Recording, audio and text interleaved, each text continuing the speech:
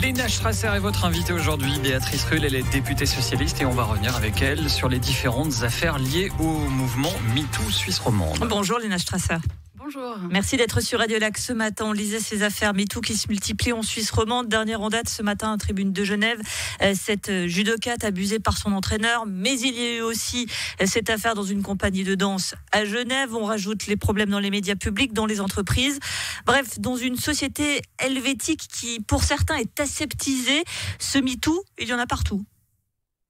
Ce qui est positif, c'est que les langues se délient et qu'on commence à en parler, à utiliser la justice pour revenir sur ces affaires, ce qui me semble très bien, que les personnes osent et que la honte commence à changer de cran.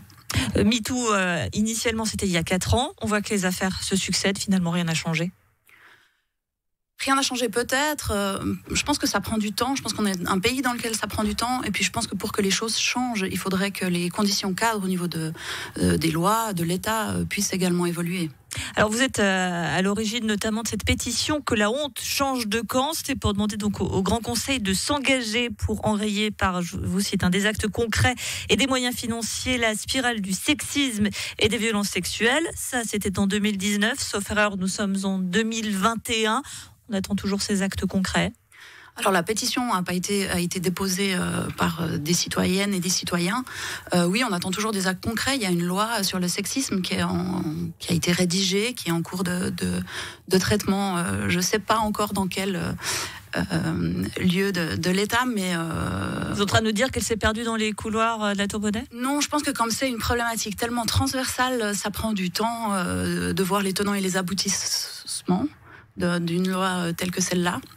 Donc on attend qu'elle arrive au Parlement et moi j'espère qu'on l'aura avant la fin de la législature parce qu'à mon avis il est urgent de pouvoir agir au niveau légal. Ça prend du temps, mais est-ce qu'on a du temps ? Non, on n'a pas de temps.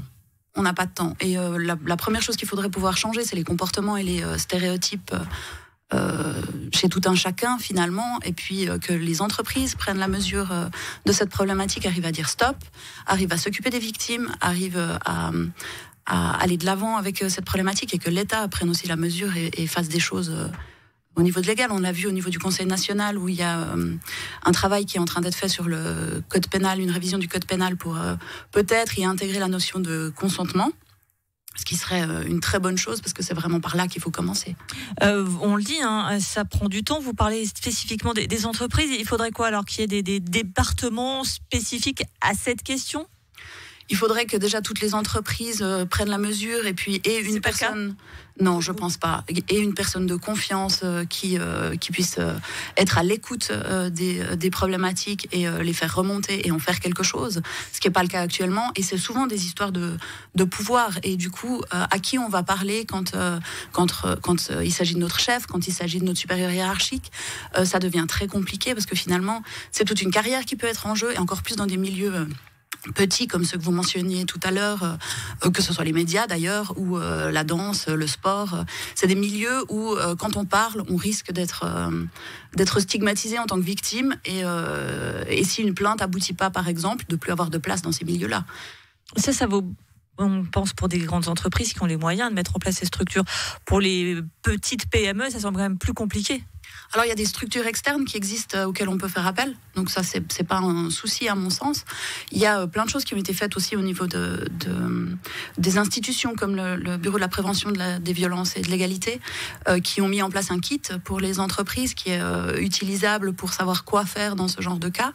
Il y a également une formation en ligne qui a été mise en place par la magistrate pour également donner des moyens aux personnes déjà de comprendre c'est quoi le sexisme. Quand on en parle beaucoup actuellement. C'est quoi le sexisme ? Mais c'est quoi le sexisme ? C'est une très bonne question. Si un homme dit à une femme, vous êtes belle, est-ce que c'est du sexisme ? En fait, pour pouvoir définir si c'est du sexisme ou pas, je pense qu'il faut vraiment se baser sur les ressentis de la victime. Si un homme dit à une femme, vous êtes belle, et que la victime... Oui, mais c'est le ressenti de la victime, en fait, qui est le plus important. Parce que c'est elle qui sait... D'ailleurs, c'est la même chose dans toutes les discriminations. Pour le racisme, c'est également comme ça. Pour la personne qui est auteur de ces mots ou de ces gestes, peut-être que ça voudra rien dire. Mais si la personne le ressent comme une atteinte à elle-même, c'est là où il y a un problème. Et puis ça, il faut l'entendre et il faut le respecter. Alors, le mouvement MeToo, dans son sillon, il y a tout un mouvement de féminisme assez marginal et radical qui se développe, avec une radicalisation même des propos. Vous avez par exemple ce pamphlet « Moi les hommes, je les déteste » de Pauline Armange, ou encore maintenant la conception d'hommes déconstruits. Est-ce qu'on est pas en train de passer un peu d'un extrême à l'autre ? Je pense que peut-être il y a besoin d'avoir des polarisations pour arriver à quelque chose. Voilà, moi je me reconnais pas forcément dans ces mouvements-là, mais ça veut vraiment dire que le problème il est très conséquent. Et puis on est dans une société qui arrive aussi dans des questionnements qui sont différents, avec une fluidification de la question du genre, qui va amener d'autres problématiques, d'ailleurs également dans les entreprises à mon avis, avec de plus en plus de personnes qui ne se reconnaissent ni dans un genre ni dans l'autre. Et toutes ces questions-là, il faudra les mettre sur la table et il faut qu'on en parle et il faut que ça puisse faire évoluer notre société. Est-ce que l'homme est l'ennemi de la femme, Léna Strasser ? Non. Merci à vous, Léna Strasser, députée socialiste au Grand Conseil Genevois, d'avoir été sur Radio Lac ce matin. Merci.